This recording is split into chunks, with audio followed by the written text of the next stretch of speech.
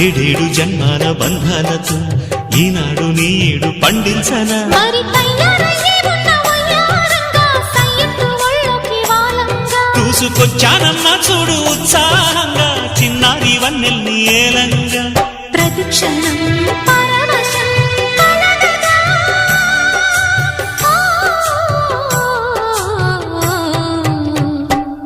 మనసా పలకవే మధుమాసపు కోయిలవై చెలివే తెలుపవే చిగురాశల గీతికవై